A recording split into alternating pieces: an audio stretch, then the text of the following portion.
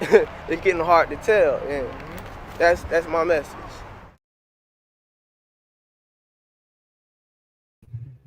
All right, peace and black power family. Welcome to another episode of Knowledge Radio. Place where knowledge is born. This is your host, Knowledge Born Alive. Y'all see our warrior scholar. Look, I'm starting to think he love us a little bit. You understand what I'm saying? Because our elders don't come around places more than one time if they wasn't feeling what was going on. Okay, so he ain't slapped me in the back of my head yet. You understand what I'm saying? So I think I'm doing all right. I think we're doing all right with our reception. With our elder. They don't play with their time and they don't play with their money. Okay, they don't play with neither one. So they come around and they're here with us to share a message, and we have a phenomenal scholar that is multifaceted, multi-tiered, and multi-layered in his approach.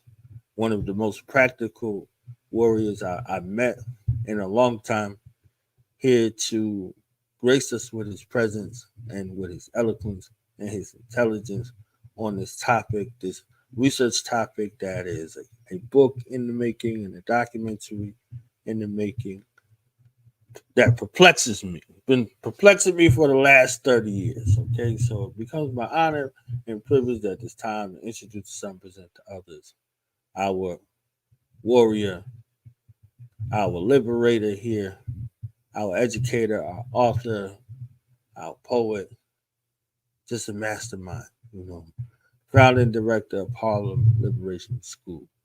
Our Baba is in the building. Our Jagna, okay? Our Jagna in the building.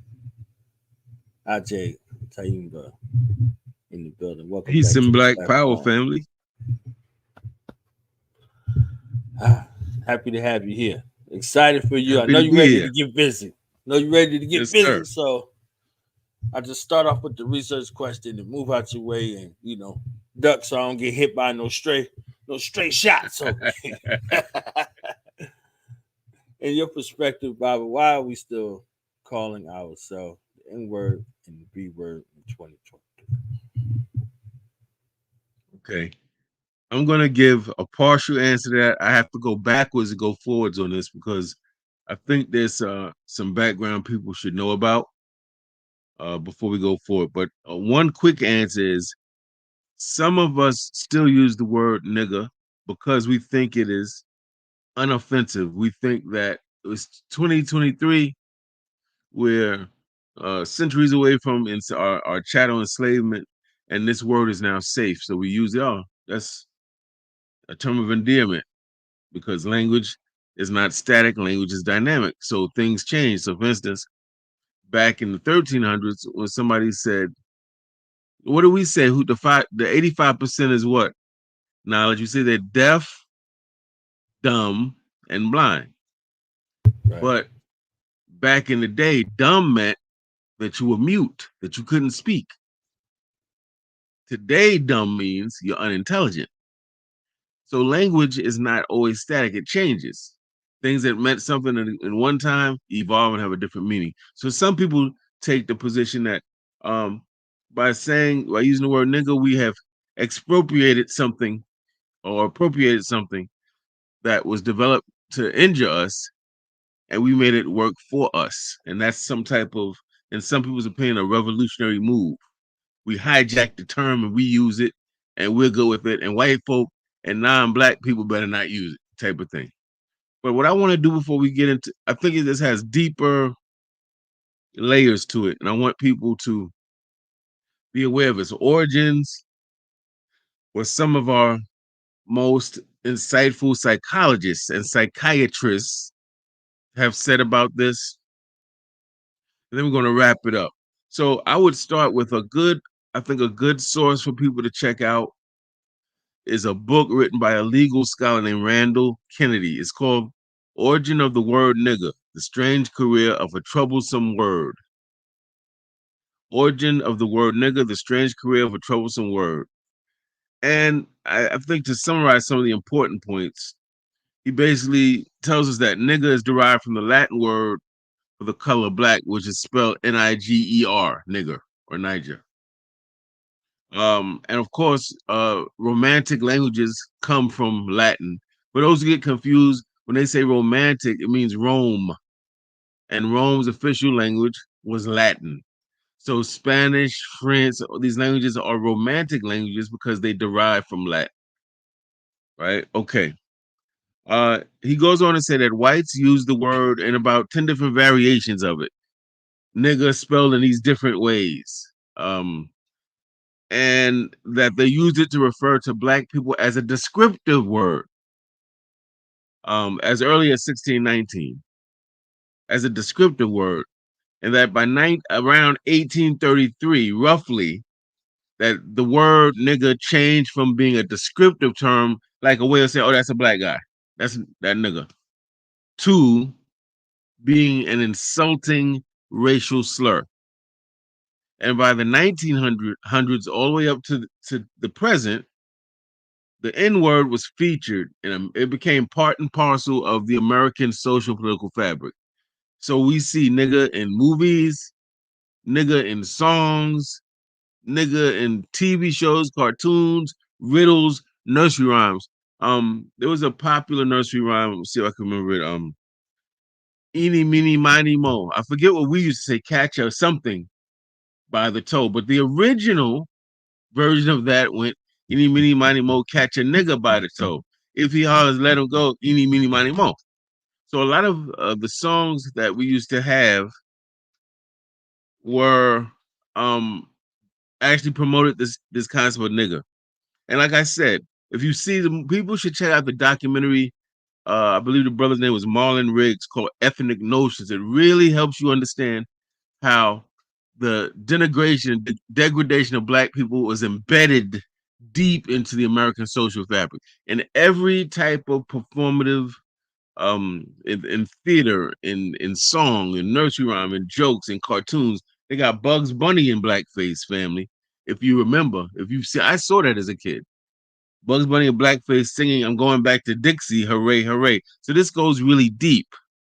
Um, and then I think people have a false notion that the only white people that said nigga to us in a vile way was the poor, illiterate, what we call white trash white folk. But that is not true.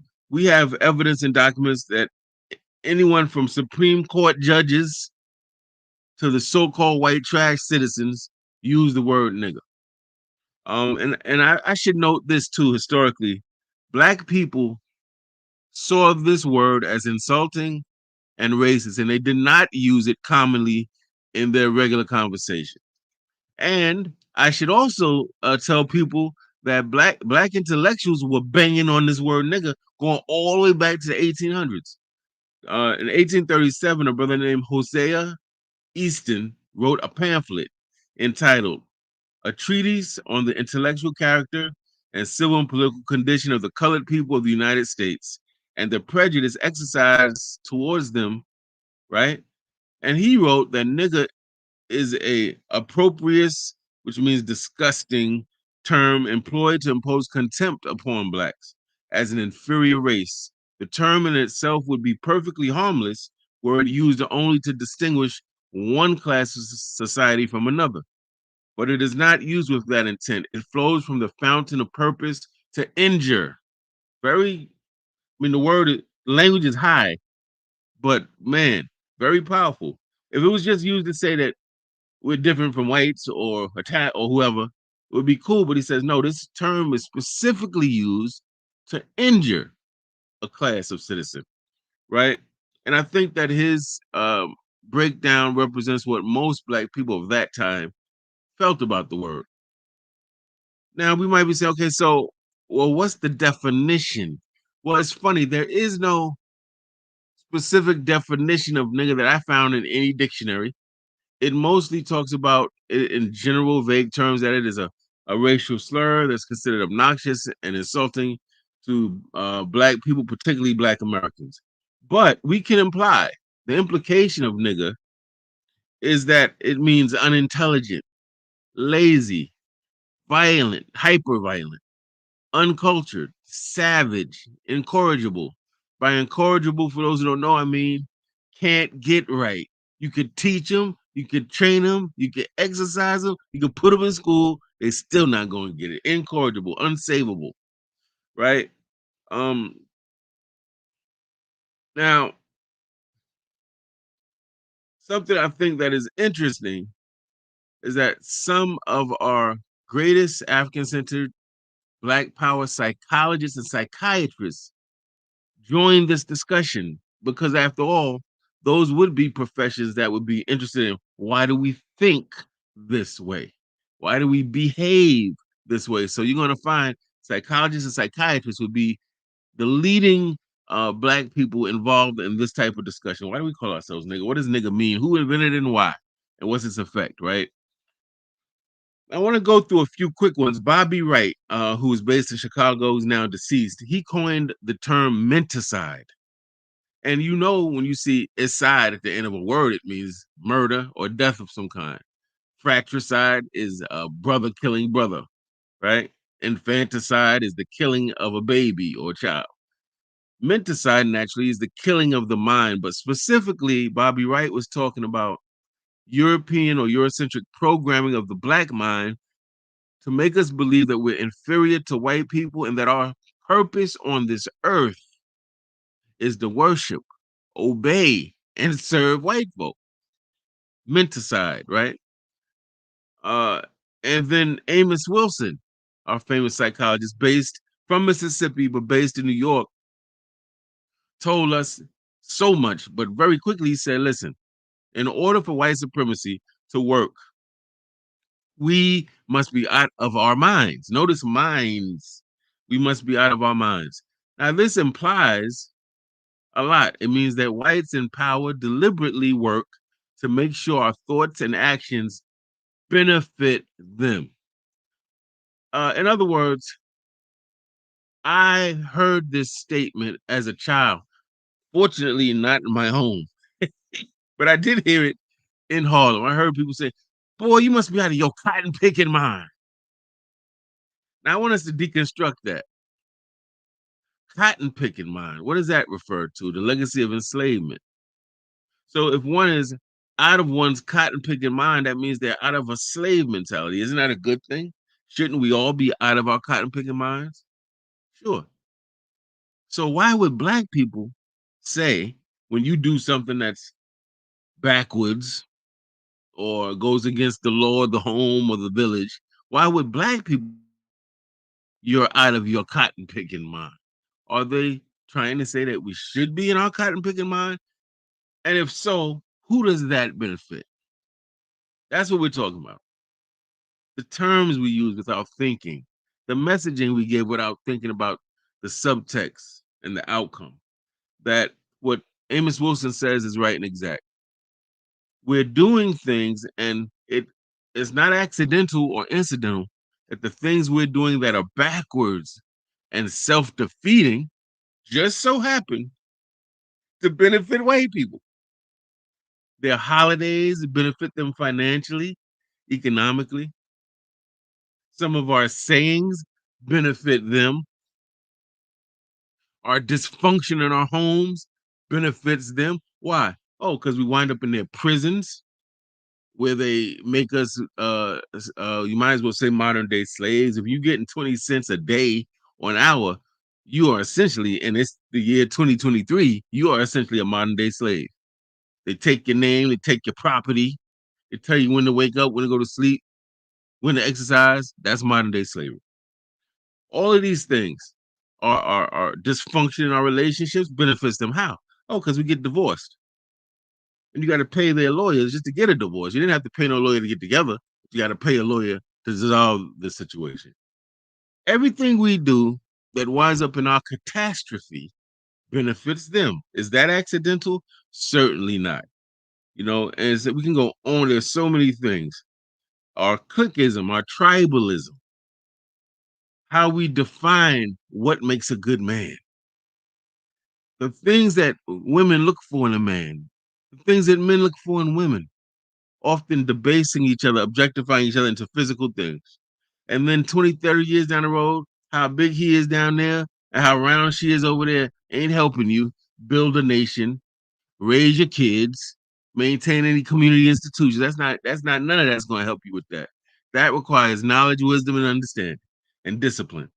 right? So all these things, robbing, attacking, humiliating, and killing our own people, that benefits them. Funeral homes, burial costs, urns, the media projecting us as niggas all over the world and having people all over the world feel like, oh, well, if I hurt a nigga, that's okay because they're not human. They're less than human. It's all right. Okay. So this is important. These what our psychologists are saying now. Frances Cress Welsing, who wasn't a psychologist, she was a psychiatrist. As a psychiatrist, she is actually a medical doctor. A psychiatrist is a doctor that can prescribe medicine for mental illness. That's the key difference. But they study the mind and how the mind works as well. Now, her whole thing was talking about genetic annihilation. Listen to what Amos Wilson said, right? The things we do that's dysfunctional benefits them. She says the white man was afraid of genetic annihilation because he genetically is recessive and we are dominant. So it is in his interest to do what? To kill black people. It makes sense. We outnumber him all over the world.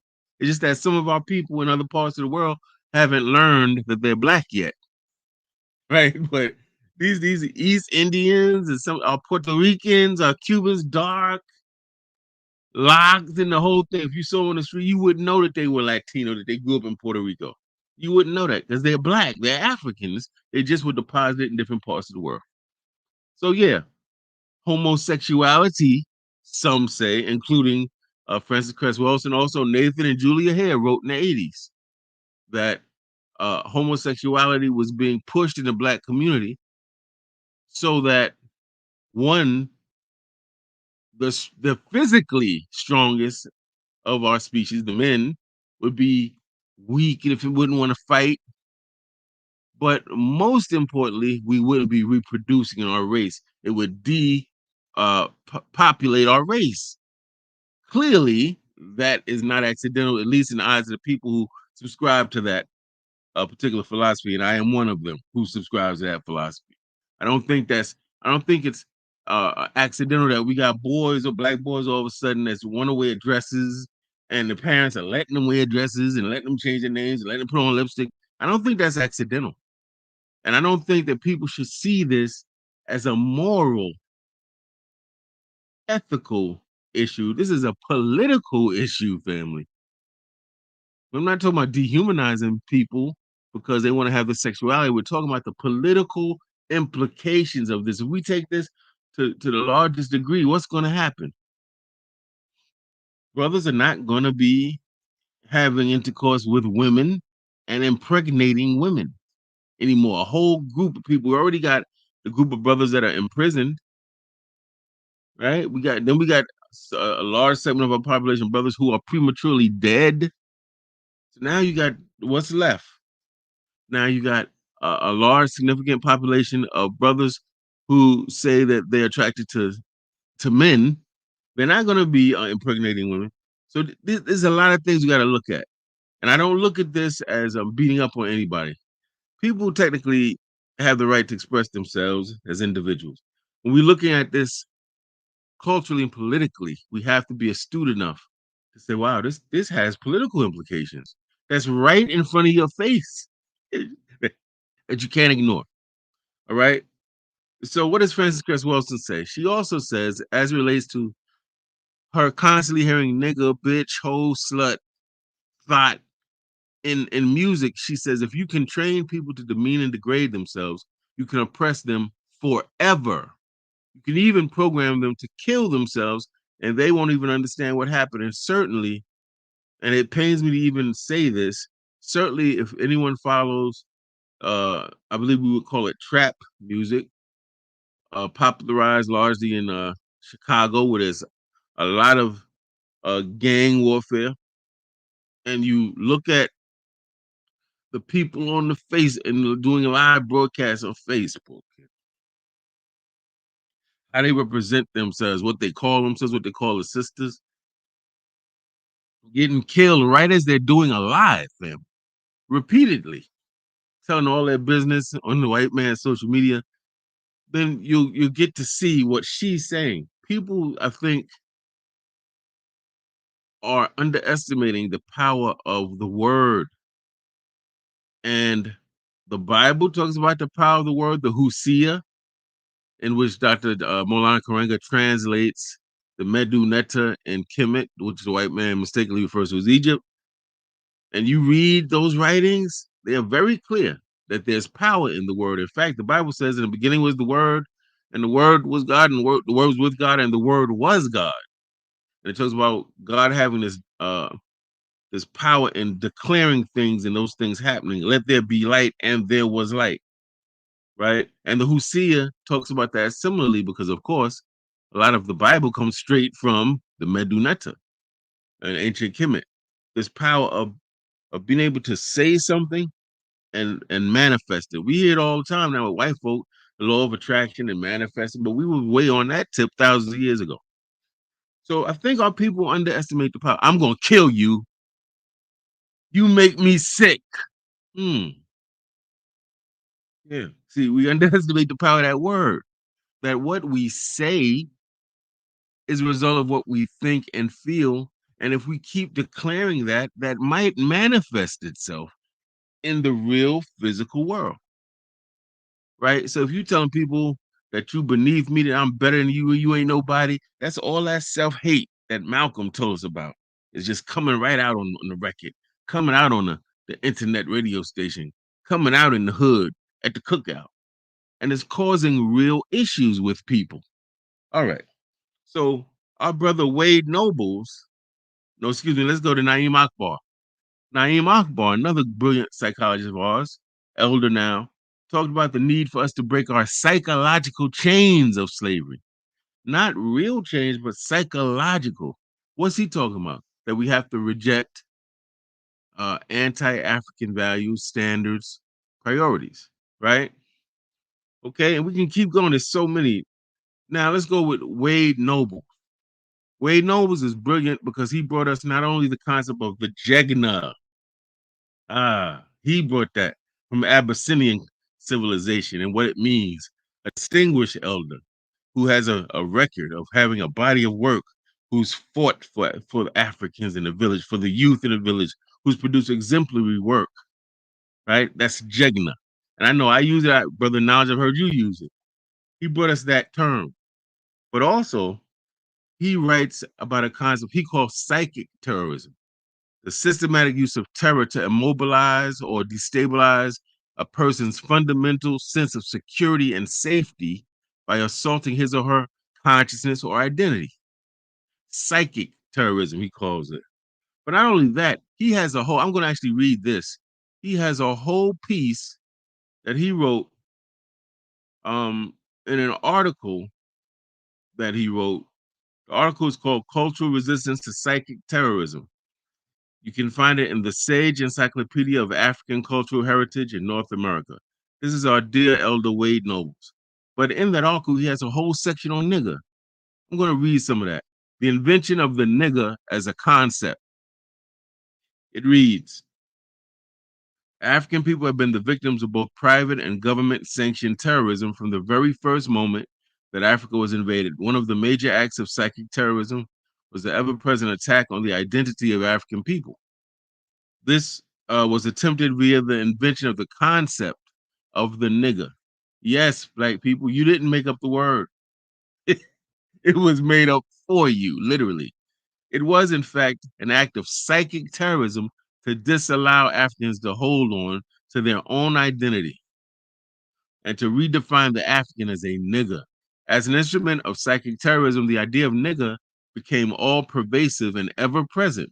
The nigger was the epitome of negation, nullification, and the absolute worst type of being.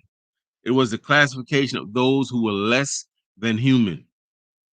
As the target of psychic terrorism, Africans found themselves in a cultural environment and an ideational atmosphere where an African symbolized the absolute negation of the good. Psychologically, the nigger represented the absence of value and the evidence of inferiority or the bad. The total life space of the captive African was terrorized with the idea of being a nigger. Niggerdom was everywhere. In the mindset and consciousness of America, one can find evidence of this all-pervasive instrument of psychic terrorism. But he goes on. In common language, one finds terms such as niggerish, acting in a lazy and irresponsible manner, nigger lipping, wetting the end of a cigarette while smoking it, nigger lover, a derogatory term aimed at whites lacking in the necessary loathing of blacks, nigger luck, exceptionally good luck, emphasis on undeserved good luck, nigger flicker, a small knife or razor with one side heavily taped to preserve the user's fingers. Nigger heaven, designated places, usually the balcony where blacks were forced to sit, for example, in an integrated movie theater or church. Nigger knocker, an axe handle or weapon made from an axe handle. Nigger rich, deeply in debt, but very flamboyant. Nigger shooter, a slingshot.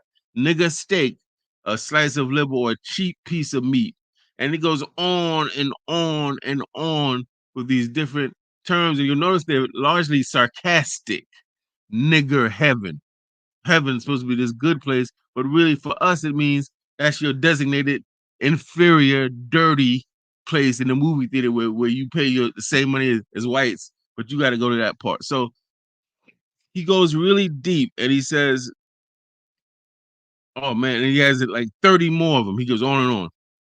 But the point here is that through the invention of the nigger, and I'm still reading, the African was permanently associated with the dark, the ugly, the crude, and the difficult. As an act of psychic terrorism, niggerizing guaranteed the inferiority of Africans. Further, even the designation of human status was called into question, as Africans were viewed as uncivilized or as sources of comic relief, step and fetch it kind of stuff. Throughout the world, the defining of African identity as nigger served to guarantee that the African world would find no sanctuary from the psychic assault. All right. So when we talk about this word nigger, there's a lot of layers to this, as you can see. There's a lot of background we need to understand before we weigh in intelligently in an informed way. Otherwise, we're just reacting to, how we feel when somebody says nigga, what we think. But you need to know the history because it helps you put these things in a context. You need to know what our leaders, and particularly in this case, the psychiatrists and psychologists, have said about this through their study, because it helps you have a more, I think, well-rounded, balanced, and informed sort of view on this, right? Okay. So now let's answer the question. After all that, why do we call ourselves niggas and bitches? Because we've been programmed to do so. Because it helps our slave masters when we do this, right? Because it makes us think that we're free to do it and it has no uh negative um consequences. Think about it. There's a message it sends when we say it. To white people, it says it's easy to hate a nigga. It's cool to kill a nigga. It's acceptable to initiate a smear campaign against a nigga. It's justifiable to unfairly imprison a nigga. The message to black people and people of color: you see a nigga getting shot and killed, don't do nothing about that. You see niggas fighting, don't get involved with that. Mind your business. You see they protesting, that's not your issue. Those niggas are oppressed because they deserve to be. They get shot and killed in the streets with impunity because they did something that warranted that. They're criminal. They're niggas after all, right? They're failing in these specialized schools. They're failing these tests. They're doing low in the SAT. They're underperforming in math and writing and ELA because they're niggas. And niggas are what? Unintelligent. It's very self-serving, but it's important to understand how the message impacts both of these groups. Whites, it makes them feel that they have a license to mistreat and malign our people. And for the black people and so-called people of color, it tells them don't get involved with that. That's that. You don't want to, get involved with that. That's on them. They deserve that. And if you mind your business and stay in your lane, If you don't mind your business or stay in your lane, you'll be a nigga too. We'll treat you like a nigga too. Because we know they did it to white people. They call white people who help black people what? Nigga lovers. It's one of the ultimate uh taboos. Nobody wanted to be called a nigga lover. What? You can get hung. White people got hung for that. So then it moves us to the obvious question: how do we resolve this issue? Which is always one of my favorite parts of the discussion. How do we stop our people from casually or colloquially or in formal conversation and interactions using the N word or the B word, which is uh the I guess the what would be the equivalent of nigga that's now mischaracterizing and delimiting and devaluing women. How do we get them to stop that? Well, first, this is gonna sound corny and cliche. It's education. Yeah, we can walk around with guns, put it in mouth. You better not say nigga or bitch. That's not gonna work. You gotta get to hit them here. You have to help them understand where the word comes from, why it has negative impact, and how we participate in a sense in our own victimization in a sense by using it. And you know, our people are witty and highly intelligent. We will find a million ways to justify what we do. I have used the word comically, comedically. I have. People use it to separate the good black people from the uncivilized black people. I know Chris Rock did the black people and the niggas. He made that kind of demarcation, right? And we have comedians and regular people like us, and people who are deep and historical and in the hood doing good work use it colloquially, right? And I think that there needs to be a campaign. And the campaign shouldn't be a shame campaign. It shouldn't be a blame campaign. It should be really help people to understand the impact of the word. Now, I do, on the other hand, have to say this. Here's the other thing. Let's say that we had a successful campaign. Nobody ever said nigga or bitch again. Here's the problem. Just attacking that is not enough. You're scraping the tip of the iceberg because there are so many commercial and popular culture things and practices that devalue black people and women who are black that would continue what nigga did in a different way. So people would stop saying nigga and bitch, but they would have something else, a common practice. For instance, women never get called bitch again. That's great, but they're still making 75 cents off the man's dollar at every job in America. They're being treated like a bitch, if this makes sense. Or the roles for women in certain movies, or who's the nannies and the maids are genderized by women. Or the woman's place is replicated and performed time after time in different performative venues. So I want our people to understand that would be a useful battle to say we're gonna go to war against the nigga and the bitch, the use of it. But what we also want to do is look at this thing holistically. White supremacy, if you can walk with me, family, use your imagination, white supremacy could be said to be a 20-headed dragon. A 20-headed dragon that breathes fire. Each head breathes fire. So you cutting off the head of nigga. Great. You still got 19 more, and that head that you cut off regenerates. It grows back. So we have to understand that the battle we fight is not as simple as just, oh, let's pass this law, because that's a mistake we made in the 60s. We're gonna pass this law, we're gonna get the right to vote, we're gonna do these things piecemeal. But racism, white supremacy replicates itself, it regenerates, comes back in different forms. We know this to be the case because we know that after the Civil War, and after the radical Republicans were pushing for these Reconstruction amendments to to make the country palatable for black people, they gave them those Reconstruction Amendments. And the first one was the 13th Amendment, right? Way before the documentary, way before Sister Alexander and her book, The New Jim Crow, way before that.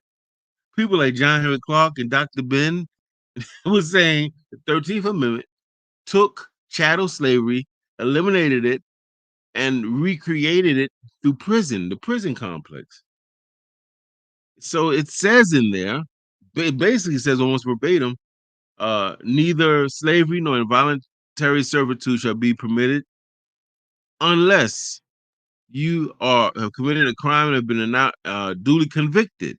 It's telling you straight up. So if you go into the prison system, they can essentially treat you like a slave. And what does that mean? They can take your name, they call you by a number, they take your property, they hold it, they tell you when to do this, do that.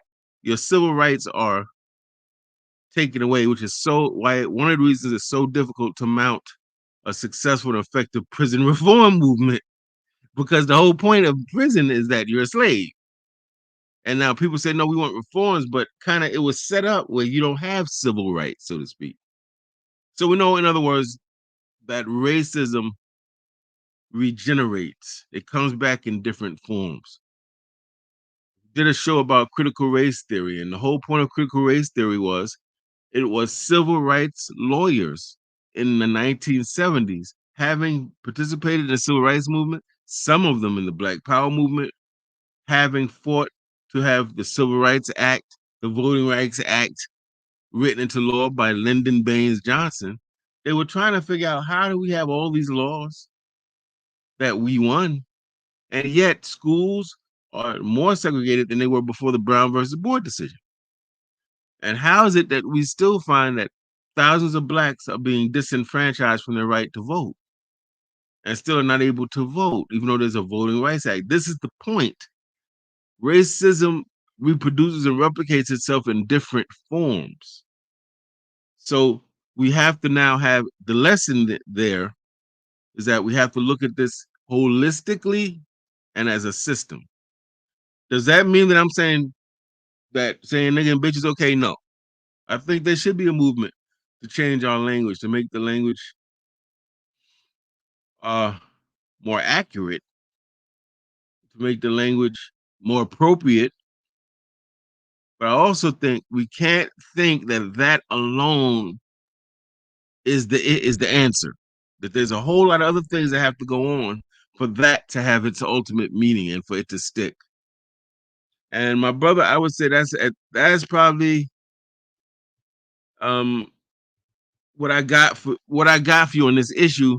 I would say that we have to use empowering and beautiful language to describe ourselves, which is why I like this. I like this trait. I see a lot now. Who say, "Hey, Queen, hey, no King," but I think we got to go back to Honorable Elijah Muhammad, because what he did was revolutionary, and it's something we take for granted. And that was greeting each other. Peace, brother. Peace, sister. How you doing, Queen? He introduced that through the Nation of Islam. You know, that just that idea that this is my brother, this is my sister, means that we are all family and we are all connected. So that's important. But that's going to take a while, because we got hip hop, we got the community predator lyrics that are sponsored and facilitated by the corporate control radio stations and internet networks. So it's going to take a little minute, I think, before this catches on and people really get it. But I want to say this, and this is going to be very controversial. I know it, and that's okay. It's not enough to get rid of the words. We got to get rid of the actions too. Because what happens if you get rid of nigga and bitch, but we got niggas and bitches running around here? Keep it real. So yes, we get rid of the nomenclature, but we got to get rid of the internalized people's acceptance of this, that I walk around, I'm a bad bitch. I mean, listen, we got sisters that are saying they're bad bitches. We got to get rid of that. Or that's that nigga. You got to get rid of that, and that has meaning for you. So this is a long-term movement to do that. But I think we can win the movement if those of us who feel we need to address those issues address them. And everything doesn't have to be um large and on display. It could just be as simple as the way we address each other. It could be as simple as the names that we call our institutions, right? Um, the way that we greet men and women in the family and in the community. That I think it starts there. But remember, it has to be backed by behavior. It can't just be as simple as I call you this, but I treat you this way. It has to be those things have to work in concert. And that's not a quick and easy fix. It's gonna take a while. But I think my brother, now that's what I got for you, my brother, with respect to this topic. I appreciate it, and as you can see, from the chat commentary, they appreciated it as well. My goal for this was to bring it to our attention. Be intentionally, be intentional about bringing this to our attention. What I learned from warfare is war can unite a people or further divide them. Who you are, how you see yourself, and what you call yourself matters in war. This is why they have propaganda campaigns 24/7, 365. This is why you're inundated and bombarded with the N word and the B word 24/7, 365. It's in every single facet of your existence for a reason. Because this is how they want you to see yourself. Because if you can see yourself like this. Bobby, you brought up the points. You can run up on somebody who you don't see of any worth and value and take their life. You can give birth or be in the process, gestation period of birth, and decide you don't want to give birth to an N word or a B word. You're not going to go into business with an N word or a B word. You can't trust the N word or a B word. You understand what I'm saying? If you see me as an N word or a B word, you're not going to pay me fairly. You're not going to pay me to be your neighbor. You understand? So what I learned from warfare, what I learned, particularly when you look at American history, when you use a term that's demeaning, it's to dehumanize your enemy. Because if you see your enemy as yourself, y'all won't be at war. So they called us all N-words and all N-words and B-words. So they would never have an inclination about hanging us from a tree. You can't hang a human from a tree, but you can hang an N-word from the tree. You can't buy and sell humans, but you can buy and sell N-words and B-words. That's my N-word, that's my B-word.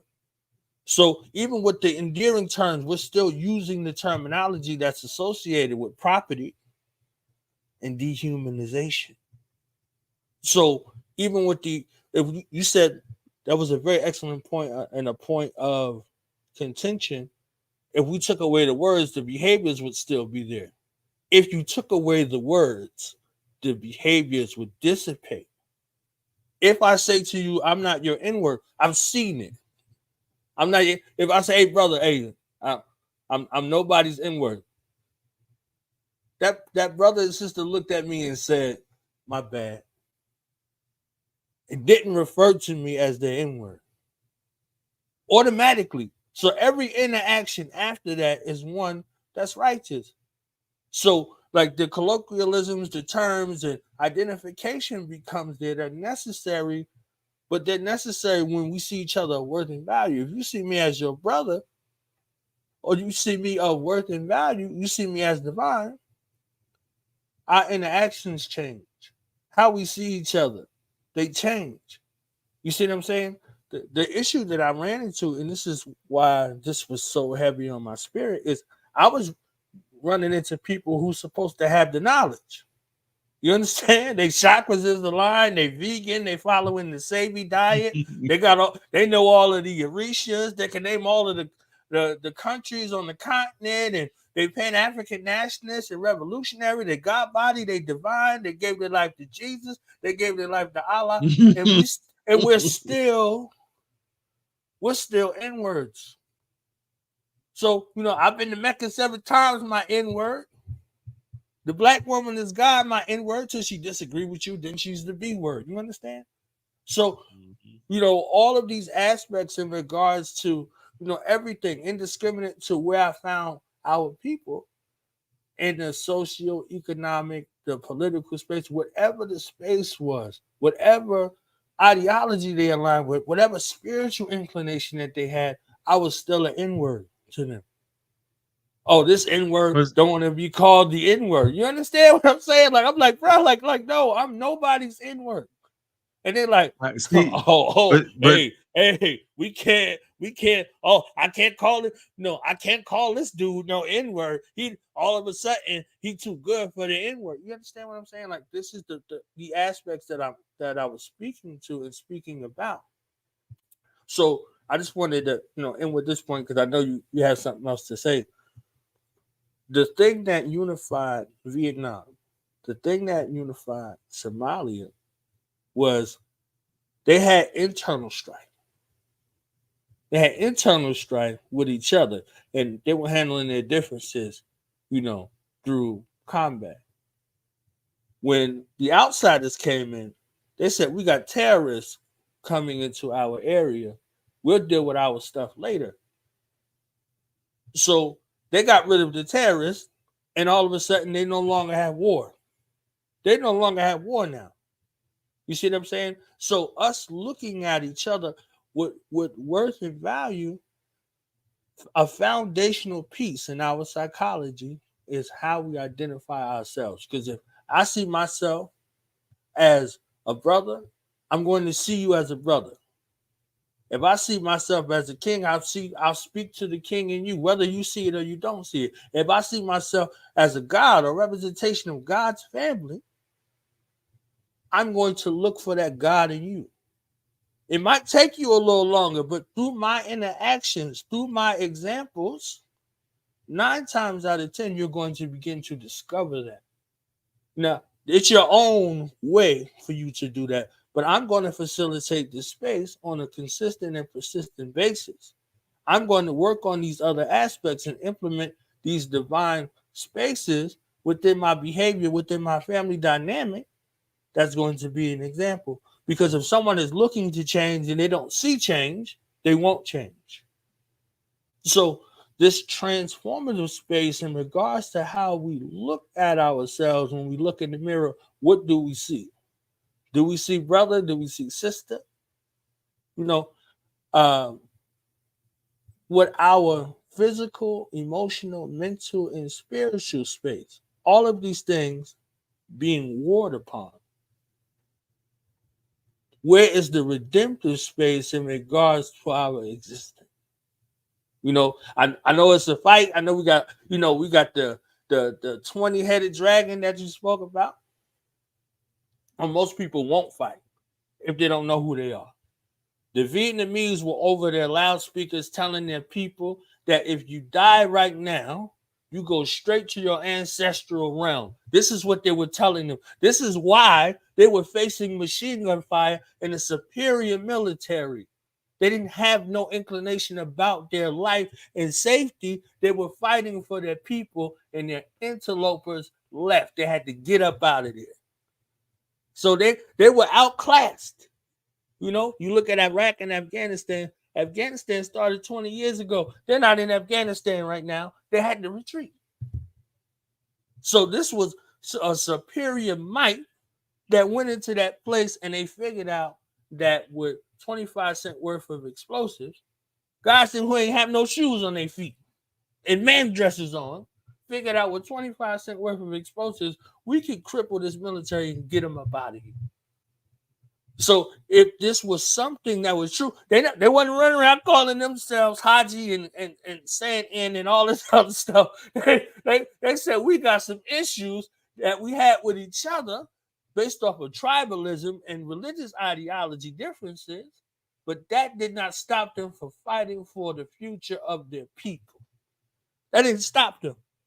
It exacerbated them. They had an example like, oh, hold up, they what now? Let's go. Anybody who's working with them, and this is an ideology that was shared in war. They understood that a little Vietnamese girl brought her father to her people and said, "He working with the U.S. He's a traitor." You understand what I'm saying? Like we did not get into these aspects, but we come from those aspects and we're no longer connected to them because of how we see ourselves. Baba, I had a brother tell me, don't call me brother. I ain't your brother. Don't call me king.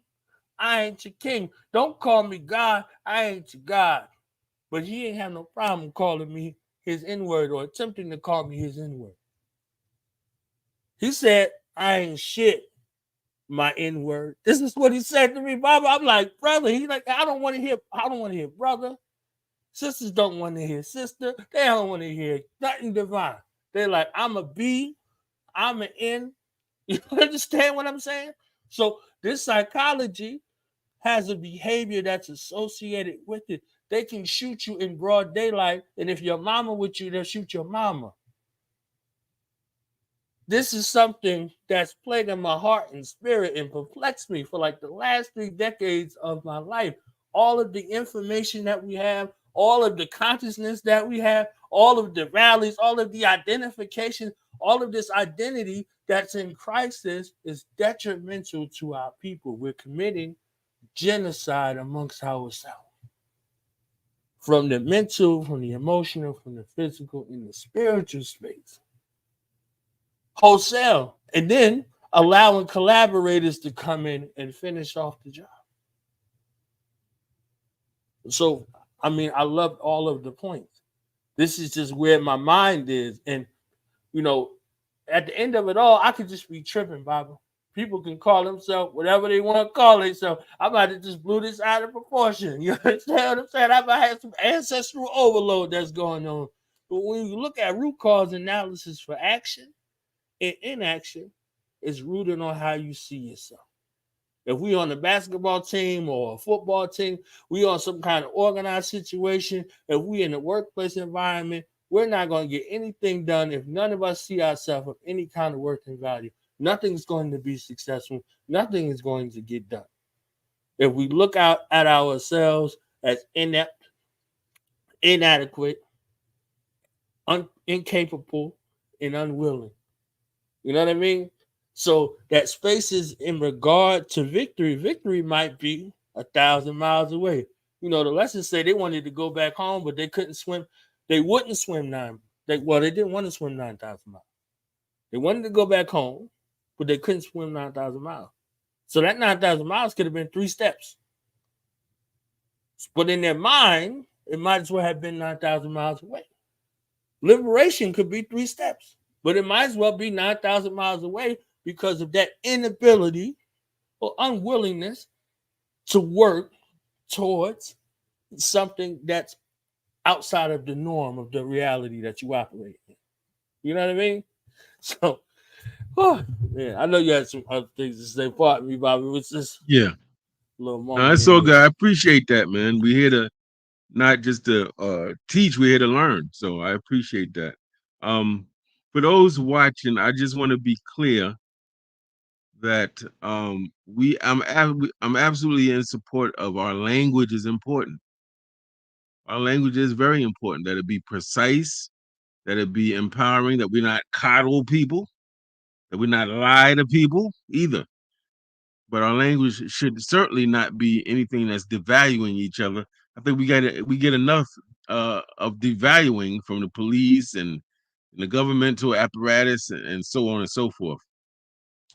But in my study of the '60s, I'm really a scholar, if you will, of the Black Power movement more so than the civil rights or the Black Arts movement.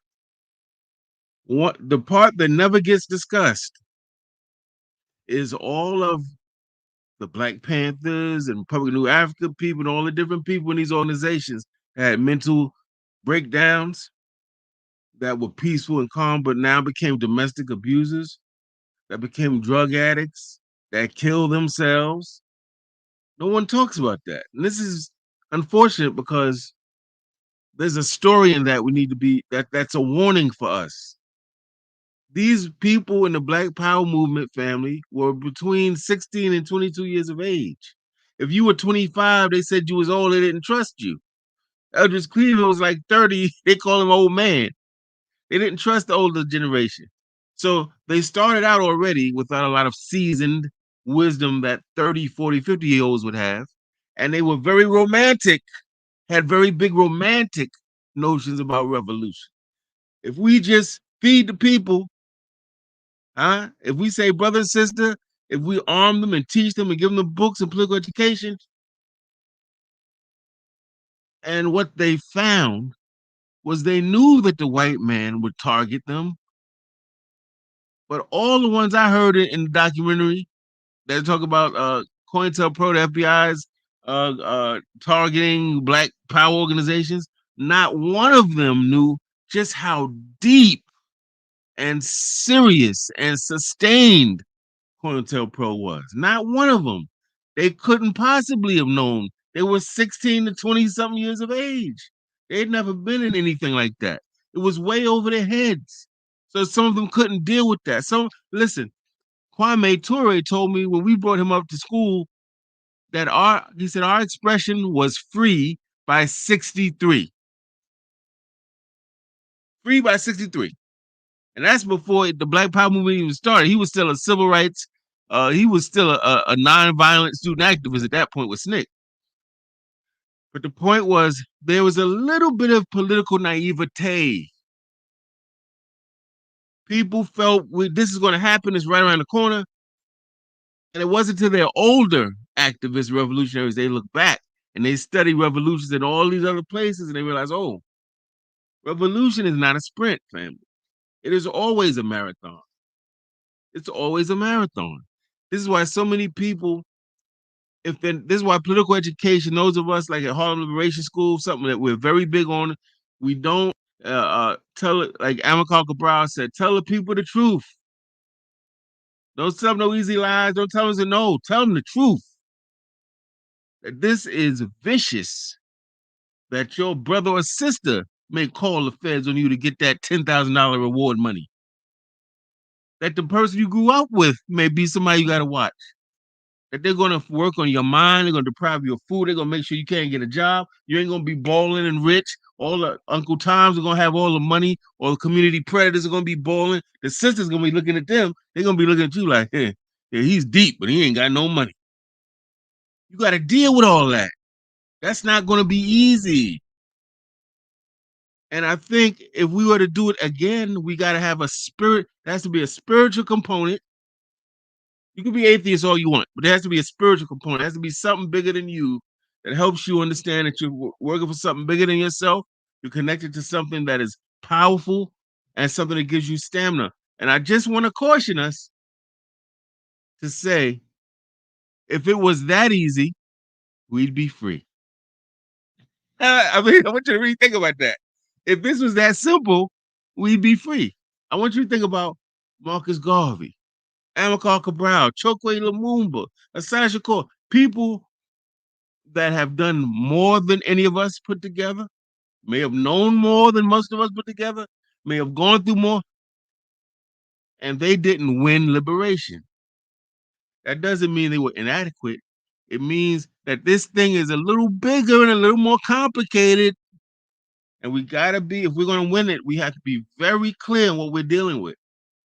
So in the scholarly world, they say, what I'm doing right now is I'm complicating the issue. I'm complicating it intentionally. I want you all to leave here like, oh, some good points. You need to read a little more, need to listen to the people who went through the Black Power movement. What did they say? What's Sekou Odinga saying? What would Matula Shakur say, who actually helped free Assad out of jail? What was he saying when he got released before he died? What are their recollections and their memories? What are their wise words for us? The white man is not better than us. He's not stronger than us. But do understand that he had his knee on our neck like they did George Floyd for 500 plus years. During that time when we couldn't read or write, we were disorganized, we were eating the worst food. He was in power. It is not, we're not going to get up from under that overnight. That's just what it is. And each one of us, if we don't understand that, we're going to set ourselves up to burn out. The reason I've been able to be involved with this movement for about 40 years, and I'm only 55, is because I was very clear from the jump. Brother Malcolm didn't free us.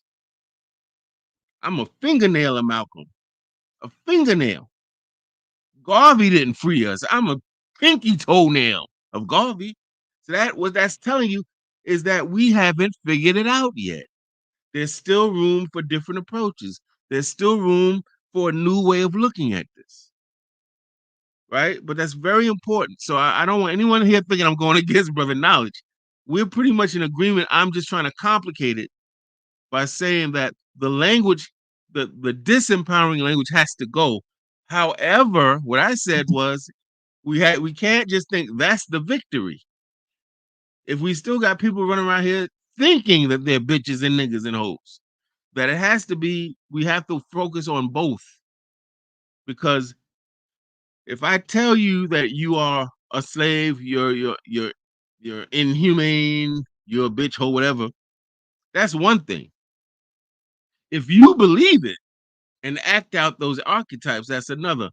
And I think this is one of the reasons as a teacher and a community leader, I came up with a way of looking at archetypes that I think might be helpful. How much time do we have, brother knowledge? We good, Bobby. You got it. You got it. Okay. All right.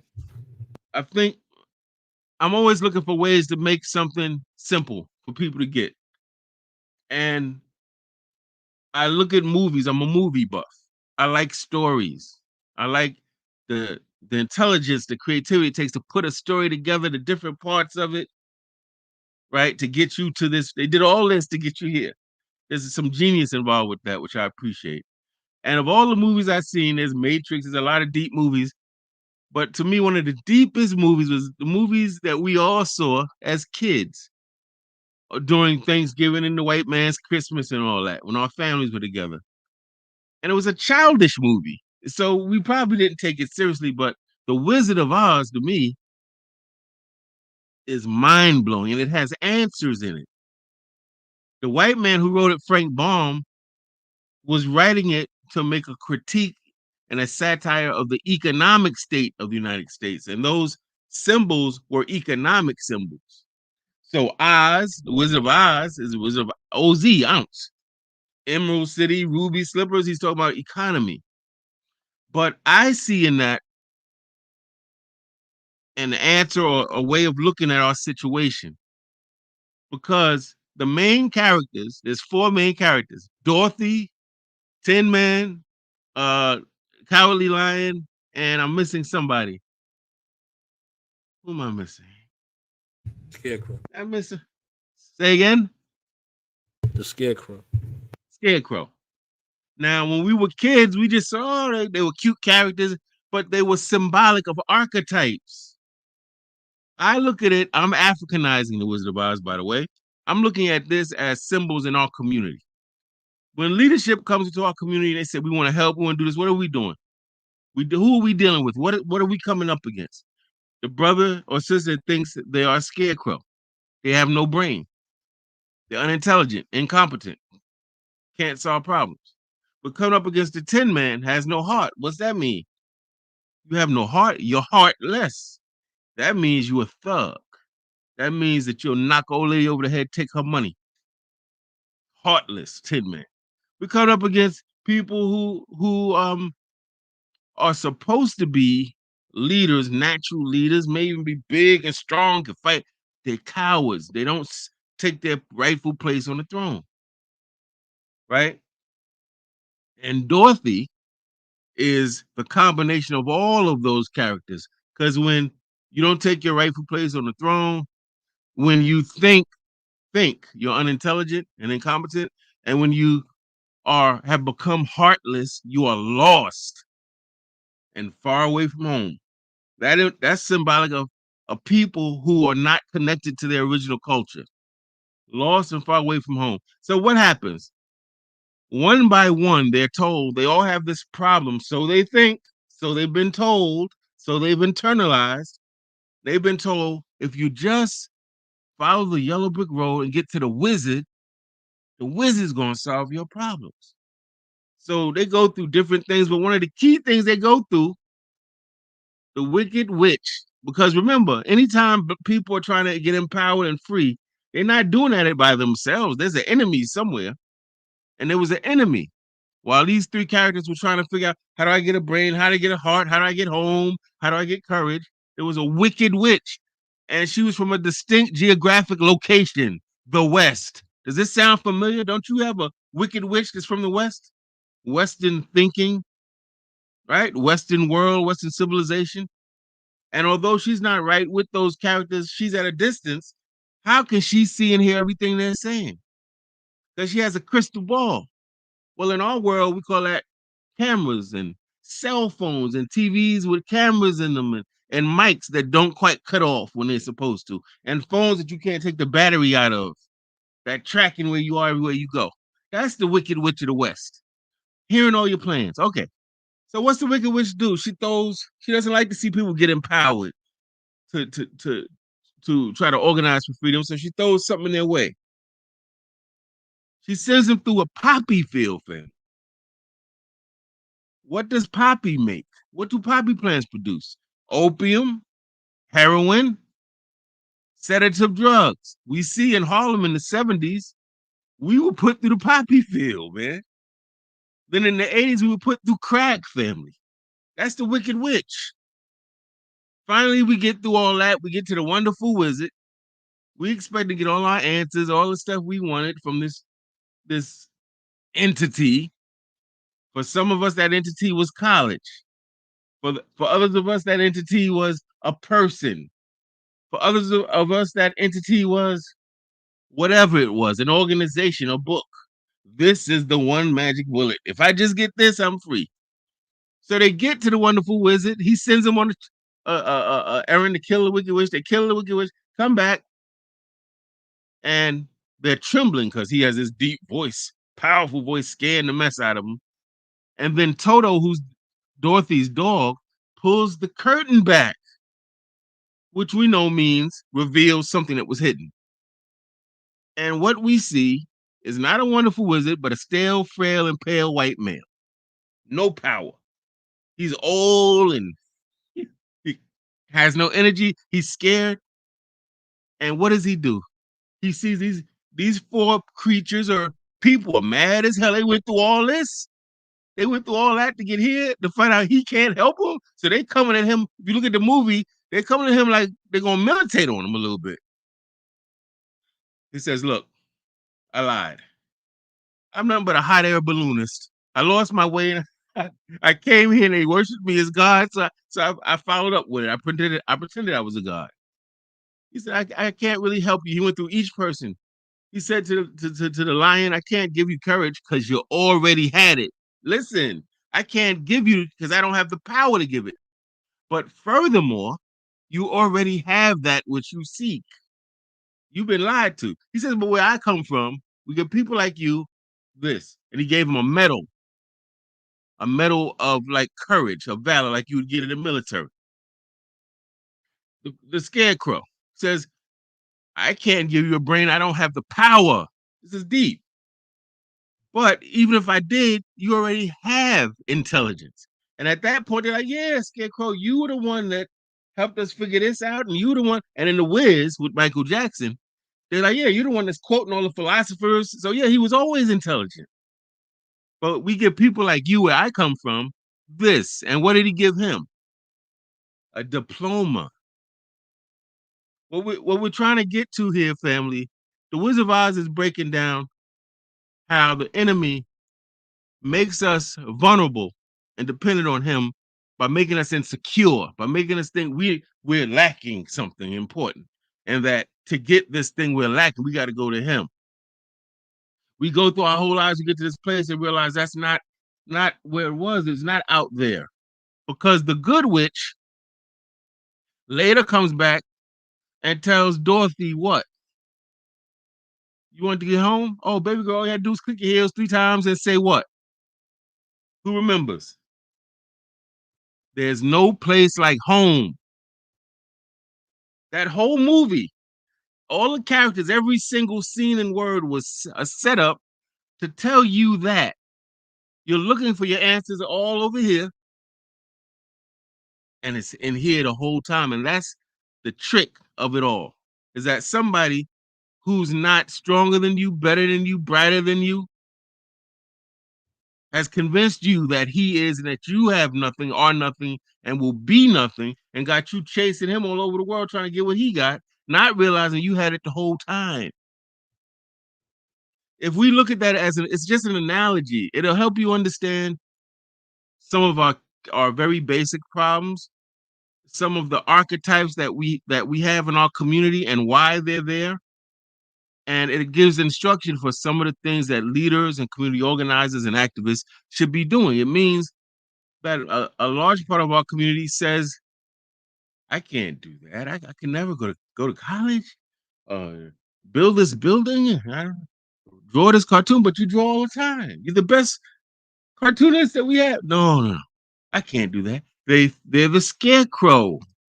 Or the person, the brother that be lifting trains. He's so muscular. He's always jogging, but he ain't gonna stand up to the enemy. He's the cowardly lion. He's supposed to be the natural ruler of the jungle, but he's running away from people who are his inferior. So the leaders and community organizers, Elijah Muhammad, Malcolm X, Marcus Garvey, what did they do? They spoke to those archetypes. They told him, no, you ain't got to go to the white man's school. You ain't got to believe his theology. You ain't got to go. Nah. God put that in you. You get that from your bloodline going back 25,000 years in the motherland. You got that in you. But you got to believe and you got to develop it and you got to study and you got to rehearse, right? You got to work. You got to organize. But we are our own salvation. We are the leaders that we look for, that we praying for. We praying for Jesus. You're Jesus. This is the point. There's no place like home.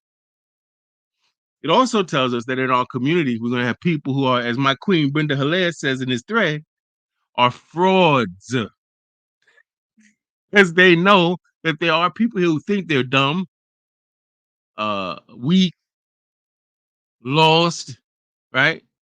And cowardly. And so they prey on those people. I'm not going to throw out no names because I don't know. I'm not that type. But we got people in our community that's constantly got asking for money, ain't producing nothing. After 15 years, cult leaders, all time, we go into that because we don't think we're worthy because we're broken here.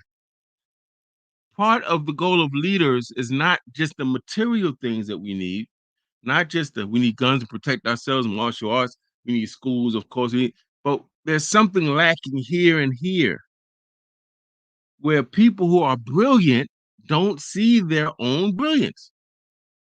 And no matter who tells them, they just don't see it. People who have the ability to protect don't see it. People who, with a little direction and a moral and ethical compass, could find their way home, but they're looking in the wrong direction to the wrong people. And that's how I see it. But notice they went through a journey. That golden brick, whatever road, yellow brick road, is symbolic of a long, perilous, often dangerous and highly challenging journey. That's the only way you know who you are. I always tell people I don't trust leaders unless they were tested and tried. I want to see your resume, receipts, all that. I want to see. I don't trust that you can fight or that you will fight unless you have a record of fighting. Correct? How we know you're gonna fight if you never fought? That yellow brick road is symbolic of the journey you got to go through. Those the poppy fields, or in the Wiz, the flying monkeys, are symbolic of the challenges. Because how do we know who you are? How do you know who you are unless you met with resistance and challenge, and you don't get scared? You fight anyway.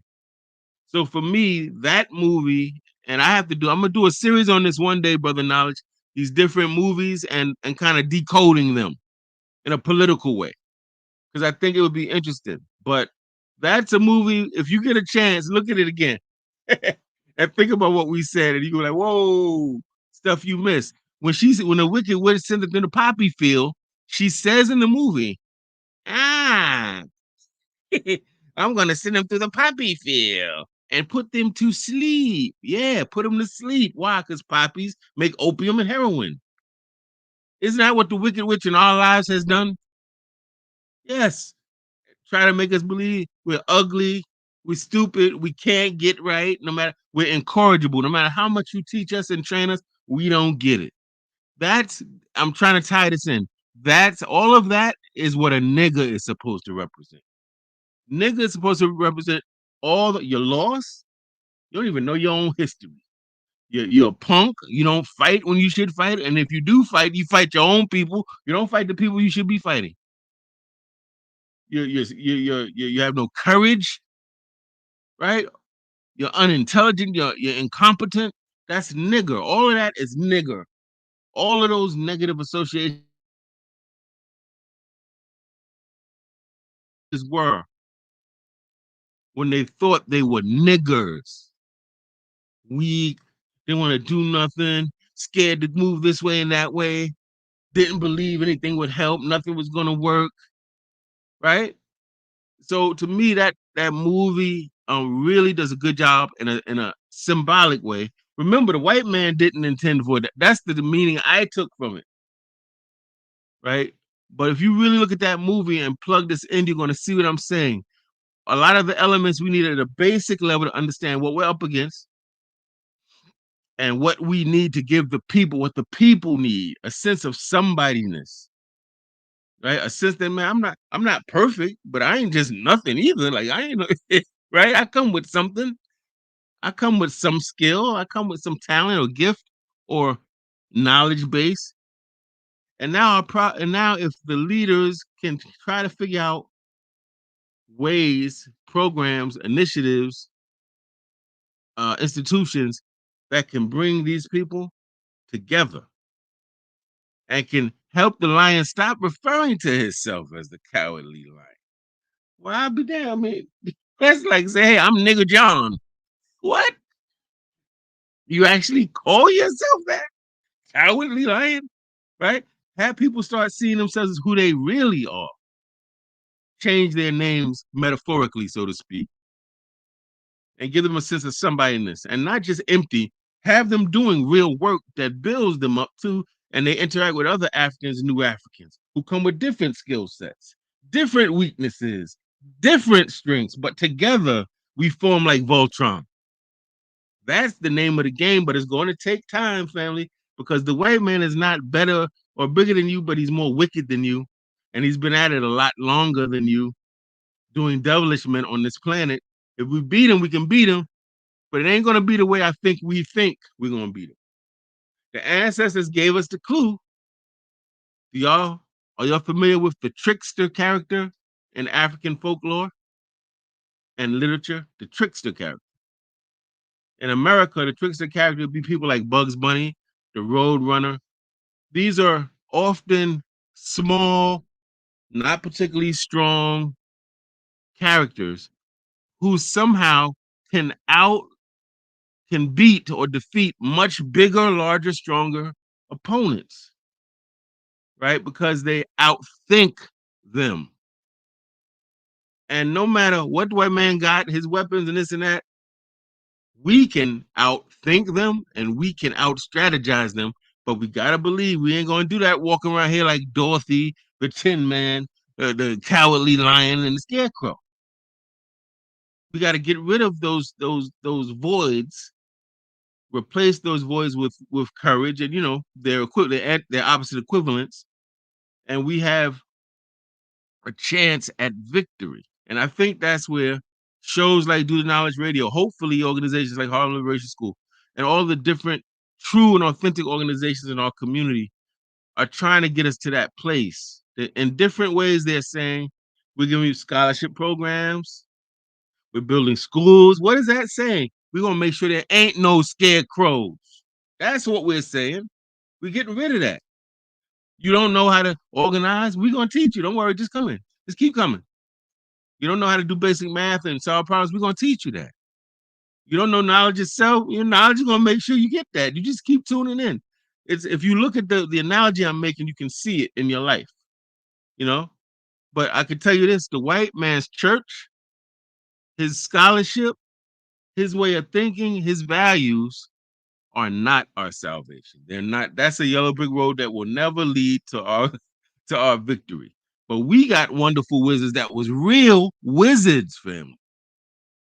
Elijah Muhammad took Negroes from eating swine, as we talked about, and had them eating squash and navy beans. What? Took Negroes that said that I ain't nothing but I ain't never gonna be ish, and had them saying I'm God on earth. I could be almost like a God on earth.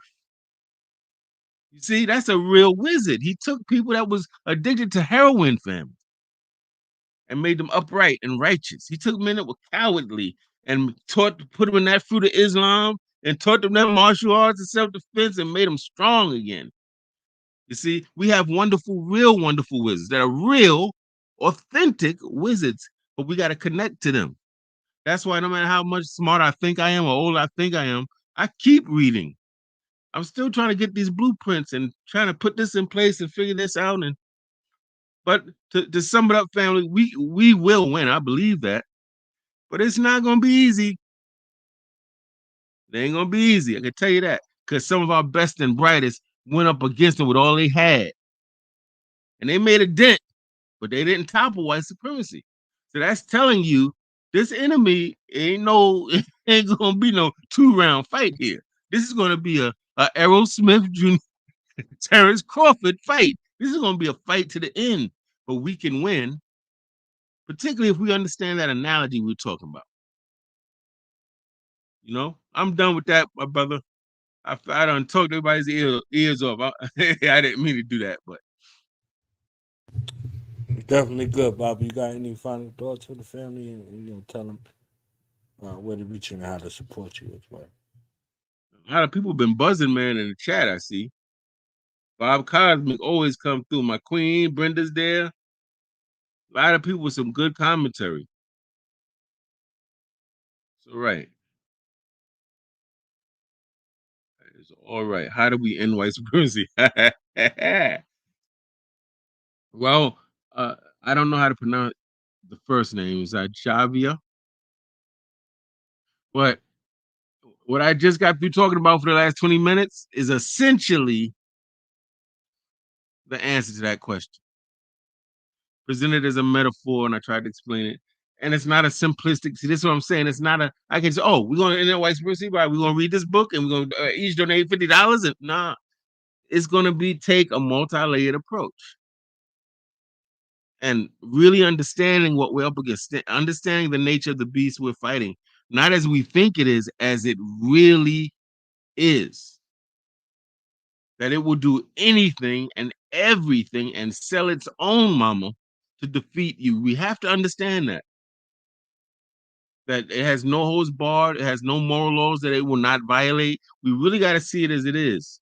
Then we have to build our team on the proper values and with the proper knowledge and the heart, and know that it might be generational. It might be another generation that carries out what we helped to lay down, what we built on from those who preceded us. I wish I could give a simplistic answer, but I don't see practically a simplistic answer to this. It's layers to this. You know, I'll say this though: if we don't get started soon, we're going to get to a point of no return where we're so behind that it will become almost impossible to fight and win. So we have to really get if we're not involved, if any of you on this thread you're not in a black organization, I'm going to humbly say join a black organization, create a black organization. Kwame Ture, what did he always say? Organize, organize, organize. If you're not in an organization, create one. But we have to start. If you have an organization in your neighborhood and they're doing education and you support it, join them. You don't have time to join them, support them monetarily. Can't support them monetarily, promote their events, but we have to all get connected up. We got to get our village has to connect and get in motion, or it's going to get to a place where it's too their village is going to be so far ahead, so and our people are going to be so demoralized, it's going to be almost impossible. So we have to get started like today, yesterday. I'll say that. Stop investing in them. Absolutely. Also, family, I just want to say this last thing. We are a colony. So be practical with your people. Be patient. Don't get on your people for, yeah, you talking all that, but you wearing the white man's clothes. Well, guess what, family? We're a colony of the white man. We're in his country, following his laws, under his so-called jurisdiction. So yes, when you're colonized, yeah, you're gonna use his cars. You're gonna probably wind up going to some of his schools, wear some of his clothes. But that doesn't mean that we can't defeat him, right? The enemy comes to your house with a shotgun. All you got is a knife, but you know martial arts. You disarm that shotgun. Now you take his tool and use it against him. But understand, be patient with your people.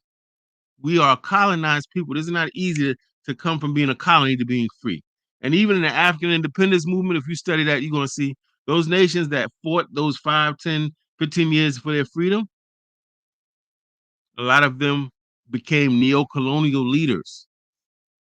They were Africans, spoke the language, had the complexion, had the clothing, but they were doing the bidding of the former colonizer. So they were independent only on paper. So this is what I'm saying. We got to really take this enemy seriously. Don't sleep on them. Don't. Oh, we superior. We got melanin. Listen, family. If melanin was all it was, we would have been free already. Right? We got melanin.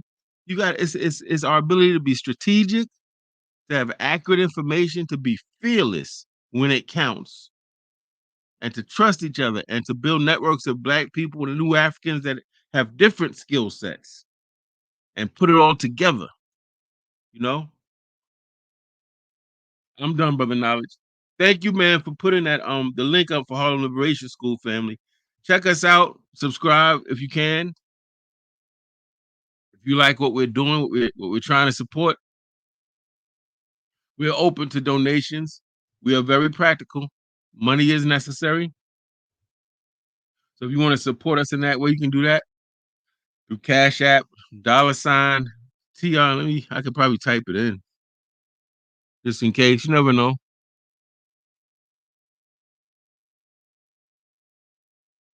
I just posted it, I think. And I think it's yeah, actually it's right next to my name on the screen, the Cash App handle. If you want to support in that way.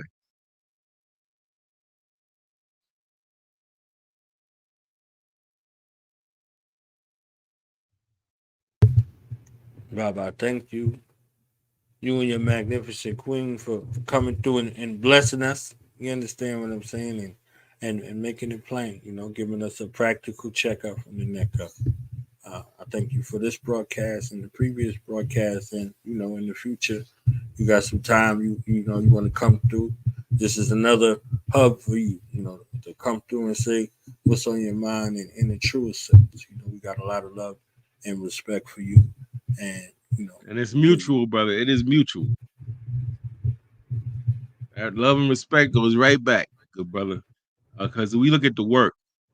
You doing that work, man. We know what it takes to do the work. We support that, no doubt. And you've been doing the work for a minute too yourself.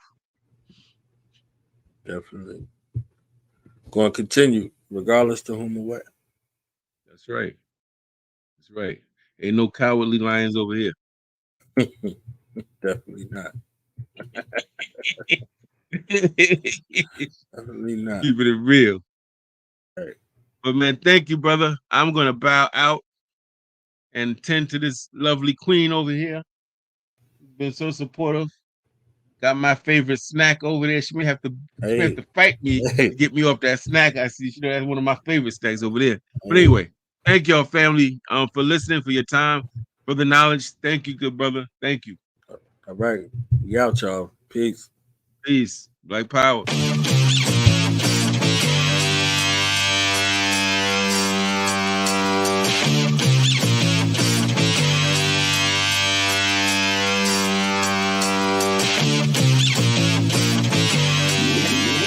power belongs to those who have free minds. Those who can see behind the veil of illusion, know the truth, and can stand on it. My pro-black, really pro-black, anti-hip-hop dress code. That's no cap, no facts. My white cells assassinate. Any kind of virus get chewed up, masticate. My immunity's indestructible. I'm a pillar of my community, no deductible. General Tucson leading the revolution. To black problems, we are the only fucking solution. No outsiders, no white saviors, we gatekeeping. I keep trying to wake them up cause they stay sleeping. Chooks is armed with ancestral wisdom, so I don't trust people that still trust the system. We gotta eat like Sebi, fight like Ali, think like Malcolm, migrate to Merca, Somali. I carry my own water, so I value every drop of it. Drowning at the bottom, so I swim up to the top of it. If I say it, then I mean it. I'm never backing down. Only a few real ones left now. If it's truth, then I'ma stand on it. If it's justice, then I'ma stand on it. If I say it, then I mean it. I'll never take it back. And if you ever hear me say it, then it's facts. That's my word, and I'ma stand on it. F what you heard, I'ma stand on it. Yeah. What happened to principles, character, fortitude? Healing through alchemy, magic is what I'm born to do. Time to purge the planet from human toxicity. People do any and everything for publicity. It's way out of control, destructive, they weak and careless. We either stand for what is right or else the people perish. Putting these devils in a panic, now we got them frantic. The righteousness of justice is poetic, Pac and Janet. You don't know lies from truth when you wearing blinders. Wisdom separates the strong people from the spineless. They tell me to kill them with kindness, be considerate, but everybody's capping out here. Nothing's legitimate. Nobody surrounded us everywhere, but the souls is missing. The enemy is always watching and the ops is listening. No wonder most of these people feeling defeated. The language of God is encoded and they can't read it. If I say it, then I mean it. I'm never backing down. Only a few real ones left now. If it's truth, then I'ma stand on it. If it's justice, then I'ma stand on it. If I say it, then I mean it. I'll never take it back. And if you ever hear me say it, then it's facts. That's my word, and I'ma stand on it. F what you heard, I'ma stand on it.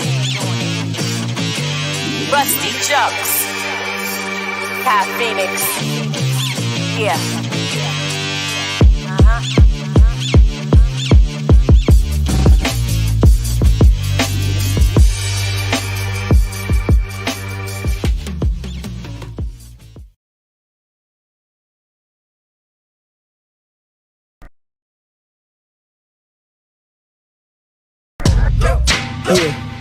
Yeah. Now we gonna tell them